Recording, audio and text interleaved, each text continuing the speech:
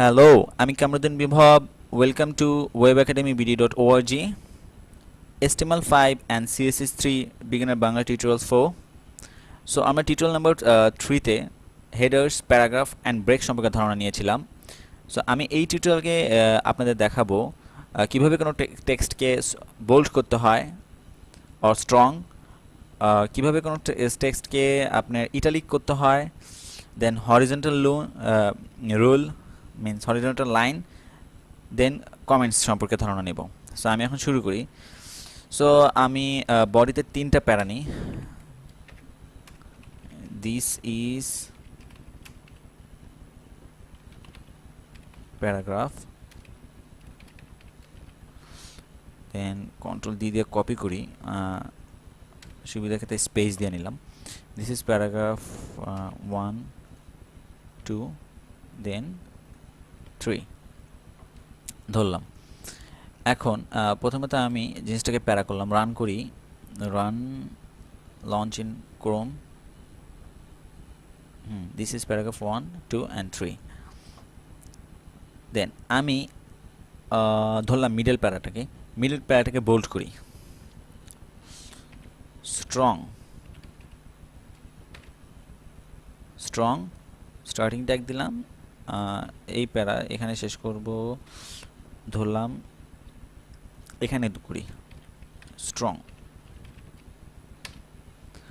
এখন দেখেন রিলোড, দেখেন এই 3টা প্যারার মধ্যে এই মিডল প্যারাটা বোল্ড হয়ে গিয়েছে। সো আমরা বোল্ড অন্যভাবে লিখতে পারি, বি। বেশিরভাগ ওয়েবসাইটে বি দিয়েই বোল্ড করা হয়। আপনারা স্ট্রংও লিখতে পারবেন, বি দিয়েও বোল্ড করতে পারবেন। হ্যাঁ, এমন কোনো কিছু না যে স্ট্রংই দিতে হবে, বি দিতে হবে।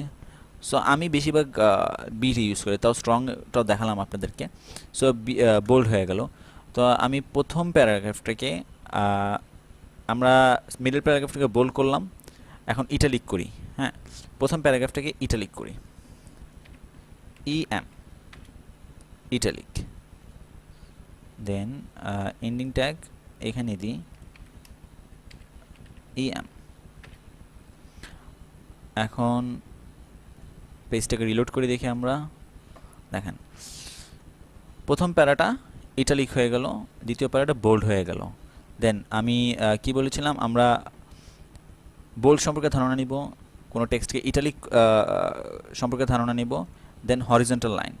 ওকে, আমি এই 2টা প্যারার নিচে একটা লাইন দিব, HR। এটা কিন্তু single tag as like break, HR horizontal line, or এভাবেও দিতে পারেন। সো এভাবেই দিই HR হরিজন্টাল লাইন।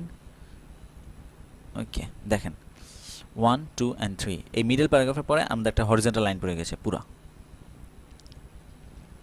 সো কি দেখলাম, ইটালিক করতে কিভাবে টেক্সটকে ইটালিক করতে হয়, EM।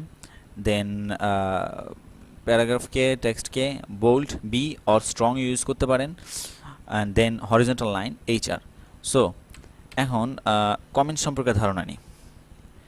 আমি মনে করেন আপনারা যখন কোনো লাইভে যাবেন, হ্যাঁ, যখন এত কিছু কোডিং করলাম, আমি সার্ভারে আপলোড করলাম। এখন সার্ভারে আপলোড করার পর অবশ্যই আমার ওয়েবসাইটে অনেকেই পেজ সোর্স দিয়ে দেখতে চাবে, অ্যাজ লাইক দিস। আমি দেখেন এখানে রাইট বাটন ক্লিক করলাম, দেন ভিউ পেজ সোর্স। দেখেন আপনার কোডিংগুলো এভাবে দেখা যাচ্ছে। আপনি যখন সার্ভারে আপলোড করবেন সবাই কিন্তু আপনার কোডিংগুলো এভাবে দেখতে পারবে, HTML। সো এমন কোনো কিছু আমি লিখতে চাই বডির মাঝখানে যেটা আমার ওয়েব সার্ভারে মানে ব্রাউজারে শো হবে না, বাট এখানে থাকবে অ্যাজ লাইক এই পেজটা কার দ্বারা লিখে হয়েছে। আমি আমার নাম দিই, রিটার্ন বাই কামরুদ্দিন বিভব। ওকে, এখন রিটার্ন বানান আই থিঙ্ক ভুল, সরি। এখন দেখেন এটাকে কমেন্টস করে দিই যে এই লেখাটা, এখন আমি যদি রান করি এই লেখাটা চলে আসবে ব্রাউজারে। সো আমরা এটাকে কমেন্টস করে দিই। এই পদ্ধতিকে কমেন্টস বলে, যে এটা মানুষ পেজ সোর্স যখন দিবে, হ্যাঁ, ইউজারে যখন পেজ সোর্স দিবে তখন আপনার লেখাটা দেখতে পারবে, এছাড়া আপনার ব্রাউজারে এটা শো হবে না। সো মাইনাস দেখেন এটা হচ্ছে স্টার্টিং, তো ইন্ট কোনো কিছু না দিলে আমার এখানে যেখানে স্টার্ট করছে বাকি সব গ্রিন কালারে হয়ে গিয়েছে, দ্যাটস মিন এগুলোও কমেন্টস পড়ে গেছে, ব্রাউজারে শো হবে না। তো আমি এখানে শেষ করে দিই এটার। দেখেন এই লেখাটা এখন ব্রাউজারে শো হবে না, ব্রাউজারে শো হয়নি। বাট দেখেন ভিউ পেজ সোর্সে গেলে আমার নামটা দেখা যাবে, রিটেন বাই কামরুদ্দিন বিভব, যে এই পেজ সোর্সটা কার মাধ্যমে লেখা হয়েছে। আপনি এখানে অনেক কিছু দিতে পারবেন, এরকম রিটেন বাই কামরুদ্দিন বিভব, আপনার নাম্বারটা দিয়ে রাখতে পারবেন। So that's it. আমরা টেক্সটকে ইটালিক, টেক্সটকে bold, horizontal line and comment সম্পর্কে ধারণা নিলাম। সো এই টিউটোরিয়ালকে একটু পর্যন্তই।